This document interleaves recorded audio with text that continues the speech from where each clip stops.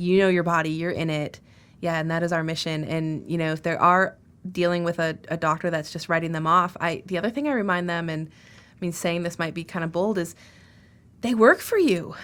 Yeah. Whether you're paying cash or your insurance company's paying them, if you want a test run, like, do not leave that office until you have gotten the tests you want. Or, you know, especially if you've done your own research and you walk in knowing, right, Dr. Google now tells us so much. Like, so many people come into my office, I think I have this, this, and this. I'm like, all right, let's run it. Sure enough, oftentimes they're right. So that's what I tell them. Yeah, don't settle for life is going to be a 3. Right. Absolutely.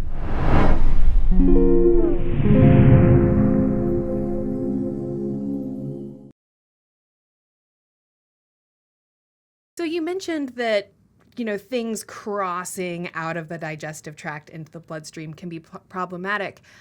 Is that true for gluten? Yes. So gluten is absolutely one of those things that should never be in the blood, should never cross out of the stomach, and it can cause a slew of problems when it does. It can definitely cause some of the joint pain and inflammation and other issues.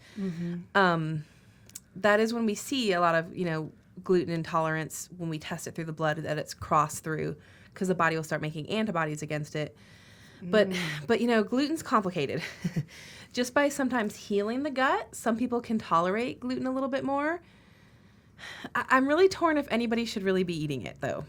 I think that it's so processed here, and it is inflammatory to the body, to the gut, that it's kind of one of those, well, if we heal the gut, but then we reintroduce gluten again, will gluten inflame the gut, causing some of this leaky gut issue, and will you be back where you were?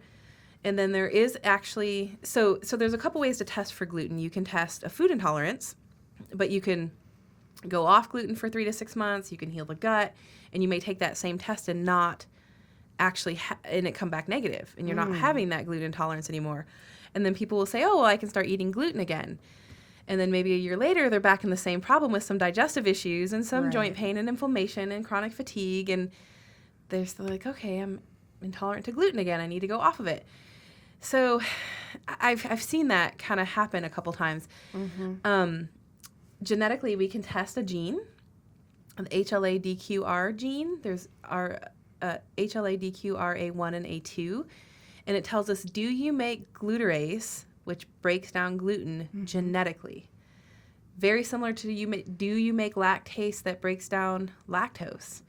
So that isn't going to change. If people don't make this enzyme that break down gluten, then absolutely it's always going to be inflammatory. It's always going to wreck your gut. It's going to be an issue. Interestingly enough, though, people that go back on it and it doesn't bother them for a while, then it does. And I've had some patients that don't have this genetic defect. So is it the gluten or is it them? You know, it sounds like it's probably the gluten. Those same people that have reactions to gluten, but they don't have the genetic predisposition or issue with gluten, they've gone to Italy and they've gone to France and they've eaten tons of bread and pasta and they have had no issues. Wow. They've had no gas and bloating, no joint pain, no fatigue. They're great. They're not gaining weight. They feel amazing for 2 weeks. They come back, they have a hamburger with a bun, and they feel awful. So is it the way we're processing it and the pesticides we're putting on it? And, you know, I think maybe the biggest difference with most of those patients, what they told me is a lot of that wheat is harvested and cooked right away. There's no preservatives. It's not sitting on a shelf for weeks, months. I don't know. Am I afraid to say years? But maybe. Yeah. Right? Like, I imagine some of that stuff sits on a shelf for a long time. Well, and the whole processing and, like, food science behind it is like, let's make this food last as long as possible. But, like, is it still food then? But food by nature, like, degrades and decomposes. So is it food anymore once you process it to that extent? Right. So I don't know. Yeah. I don't know. I've just told most patients, obviously if they have the genetic predisposition and they're having some leaky gut issues, like, absolutely go off of it. And it's a hard one to go off. So I don't take it lightly. If people don't have to go off of it, I don't push that. Although I think in a perfect world, let's just go off of it for most people trying to heal, because it is inflammatory. Another one is, we know that people with Hashimoto's, which is an autoimmune thyroid disorder, that gluten will inflame the thyroid, then the body will attack the thyroid. So taking them off gluten is a big part of that healing. So, if they have a thyroid problem, I absolutely say, even if it's not autoimmune, let's go off the gluten. So it's a tough one. But yeah, when it leaks through the gut lining, it causes all kinds of problems. And gluten is one that's inflammatory enough to wear down the gut lining to get through. Wow. Yeah. It's complicated. Yeah. Gluten is a tough one. And I totally understand that, for the person sitting there at home with, a medical mystery kind of situation, or a friend or family member who's in that situation, because it's really, really common now getting that big, I don't know, from your doctor. And then they are giving you steroids or antibiotics or whatever. And it's almost like they're just throwing darts at a dartboard till they can find what sticks. Totally. While meanwhile, the person is sitting there miserable, their situation getting worse. Who wants to have a bunch of darts thrown at them? Right. Yeah. And sometimes I think they're just given an antibiotic or something because they feel like they need to give them something, whether or not they really need it. I can't let you leave here without a prescription. You came in, so, and that's another topic of antibiotics, killing the good and the bad bacteria in the gut, causing leaky gut, making you more sensitive to food that's not food, and gluten and inflammatory things. So yeah, you go in with an issue, you get an antibiotic that you may have not needed. Now, if you need it, absolutely, it's needed. But sometimes it's just you have a virus, here's an antibiotic. A patient will come in and be like, yeah, giving you an antibacterial for a viral infection. And I've actually seen that so many times. All the time. Yeah, a patient will come in and, I have this, that, or, I went to an urgent clinic and I got tested and it's, it's viral. But they gave me an antibiotic. And I just let the patient figure that out sometimes. And I'm like, so they said it was a virus? I'm just let's walk through this. They said you had a virus. Yep. Okay, because they'll come in maybe for some acupuncture for immune boosting, which is awesome. We try to train our patients to, do things like that. I'm like, okay, let's just talk about that. It's not, they ruled out a bacteria. And she's like, yeah. Do you think you needed an antibiotic? I legally didn't put them on the antibiotic. I can't tell them to stop taking it. So I have to talk it through with them. Do you think you need that? Versus, you can't kill a virus with an antibiotic. You really can just suppress the virus and make your immune system stronger than the virus. So let's focus on you. Let's find out, why did you get that virus? Why did you get it and your coworker next to you didn't? And the girl down the hall was sneezing on both of you, or, whatever. Right. What are you deficient in? What do we need to work on your system with? And we use acupuncture, nutritional supplements. Chiropractic is a huge one for building the immune system because it aligns the nervous system, which allows all the organs to work properly, including the thymus gland and the spleen that makes red and white blood cells, so it keeps you healthy. Right. So that's kind of the avenue in the thought process. We're trying to teach our patients that come in, and just our community. We do health talks and lectures around Austin of, let's look at that versus taking an antibiotic for a virus. Yeah. It's Well, and then you factor in what you said before, that 80% of our immune system function starts in the gut. Well, then if we're taking antibiotics all the time, and unfortunately, the antibacterial chemicals are just in everything now. It's kind of become this big buzzword. They're like, oh, it's antibacterial. But those are broad spectrum antibacterials, right? So all of your good bacteria you need gets killed off. Well, now you've essentially killed off your own immune system function, and totally. You took your chess piece or not chess, but took your game piece and set it back 10 spaces or something. Yeah, I know. it doesn't make any sense, right? It doesn't. Yeah, instead, let's work on the gut. Let's work on healing, building up the system, probiotics, fermented foods, all that good stuff. Now, with that, though, fermented foods, this has kind of become a new thing, too, is some people don't break down histamine very well. We found that out genetically. So they have issues with histamine in the air, histamine in the foods. They can't process the histamine. And that's a genetic defect. AOC1 is the gene that we look at. And fermented foods is high histamine. So things that you think are healthy can sometimes cause issues. I had a patient who was ending up in the ER, head-to-toe hives. And obviously there's a lot of things, just because also should preface, just because you have this gene doesn't mean it's always going to be expressed. This is a gene that sometimes isn't expressed, but if you're going through stressful times or you've had traumas or something else is happening, it can heighten. So she's gone through a lot.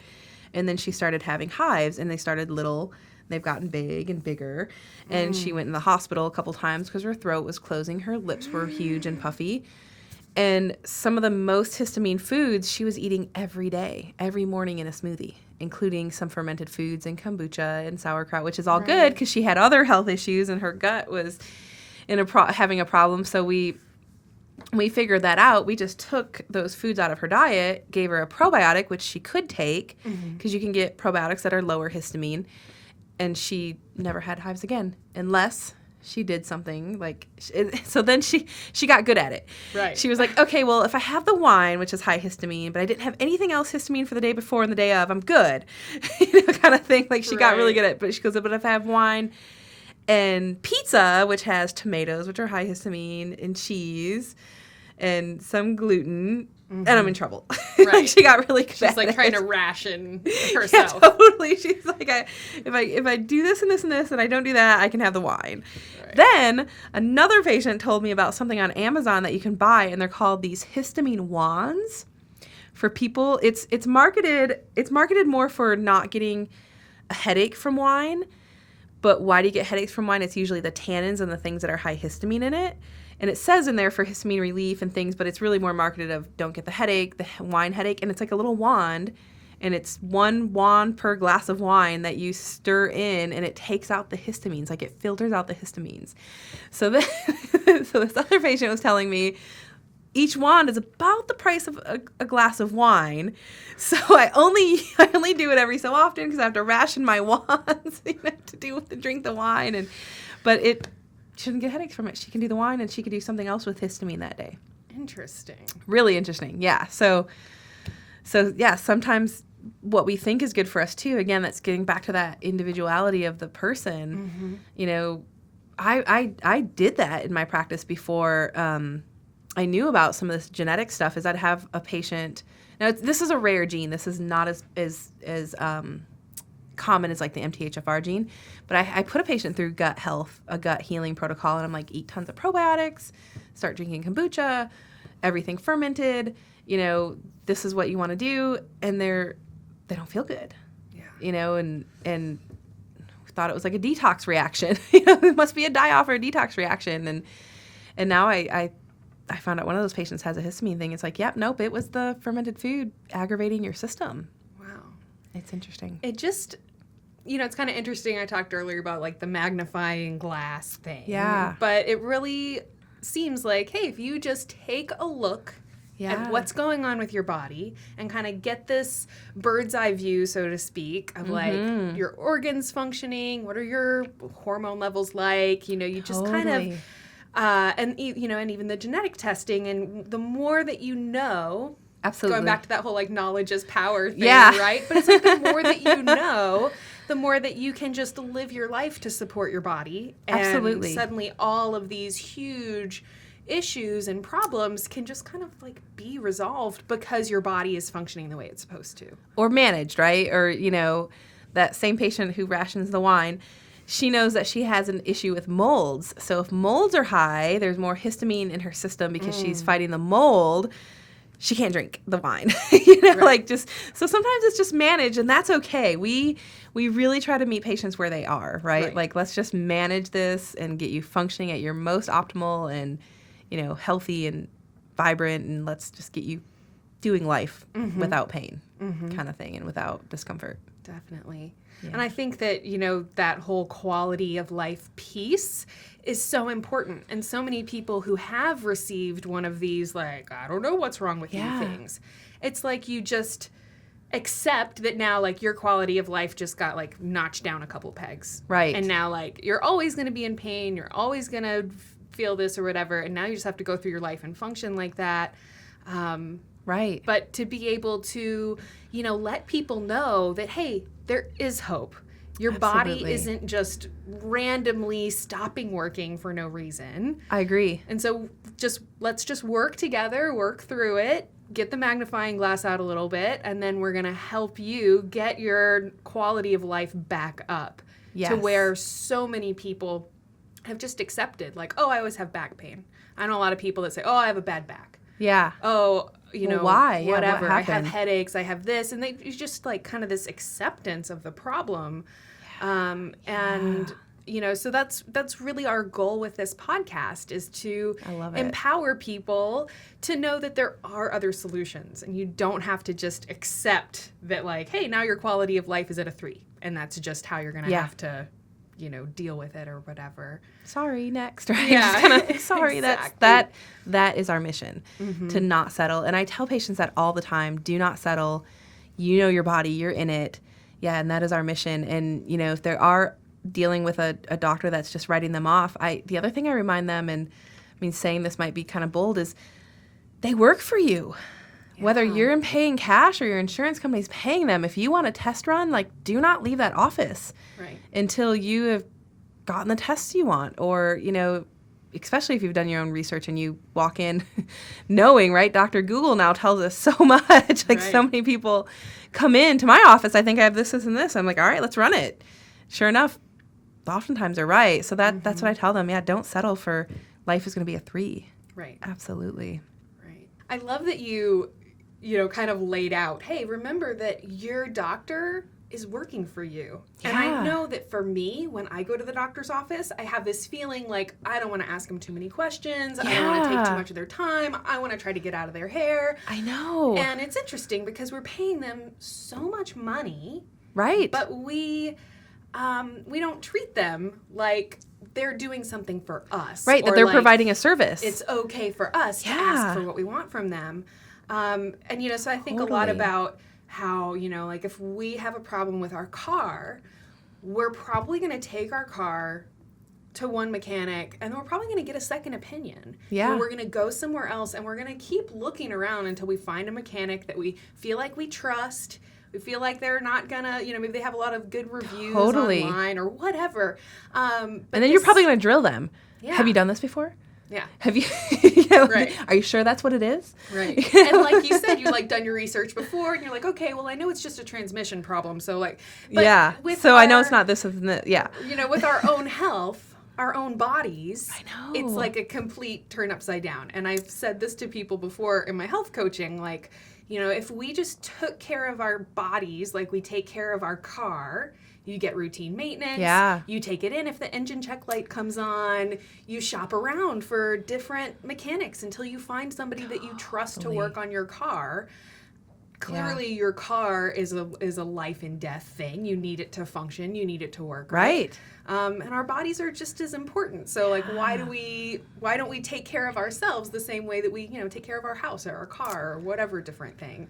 The only thing I can think of is just doctors got this kind of demigod kind of status in our society somewhere that happened, and I think that's unraveling right now. I think podcasts like this, and just the more we're learning about natural medicine, I think this whole kind of movement of everything from, I don't know, eating organic food to breastfeeding coming back, like all of this, I think people are just becoming much more conscious. But for a long time, I think we just had, well, the doctor said. Right. The doctor said it was that. And I really try to empower and educate people. Well, if that does not sit with your core being, you are in your body. If that does not feel right, if that is a bogus diagnosis like irritable bowel syndrome, well, no kidding, my bowels are irritable. I came in and told you that. You know, like, what's causing it? Why? What can I do different? Right. You know, if it doesn't feel right, don't settle. Yeah. I actually asked a doctor one time, so my mom was having a lot of different health issues, and they actually ended up removing her spleen, which I really fought for. But that's what it is.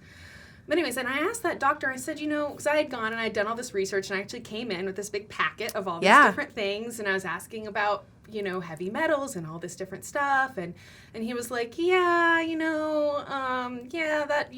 natural stuff, it just, doesn't really work. And I thought, well, but I know people for whom it's worked. And he was like, well, really, we just can't trust our patients to actually do the things we tell them to do. So we just don't tell them. The doctors don't think that you're going to take the dietary advice or take the advice to get 10 to 15 minutes of sun every day. And so they just don't even tell you that, like, those other possibilities exist for you to be able to really try and improve your condition. Yeah, and I just, it was really sad. But it made me realize, a big part of why so many people are in this like medical mystery situation, because the doctors have just kind of, and I'm sure this isn't across the board. I know there's a lot of amazing doctors out there, but that they've just maybe become so frustrated with the patients not taking their advice to the extent that like now they won't even want to mention it. Yeah, that's... Whereas, like, it seems like you should at least give each patient the opportunity to try doing those things or whatever. Otherwise, it's withholding knowledge, right? Like you're doing them a disservice by at least not saying, we could look at dietary changes. That's not what I do, but that's an option that could help you. Direct them in the right way. Because, I mean, that's just doing them a disservice. Right. Yeah. Well, Dr. Wards, I'm so happy to have you on the program. Thank you. And I'm really excited to delve into some more topics. You can listen to the full episode for free right now on your favorite podcast apps, including Apple Podcasts, Spotify, Google Play, and many more. And you'll be the first to hear our new episodes every Tuesday and Thursday. To see the full video version of this interview, along with hundreds of other life-changing health and wellness videos, sign up for WellnessPlus.tv. Or you can simply become one of our Patreon supporters. We've included all the links you need down in the description below. And remember, if you want to be alerted of our new YouTube videos, you've got to be sure to subscribe and hit that notification bell.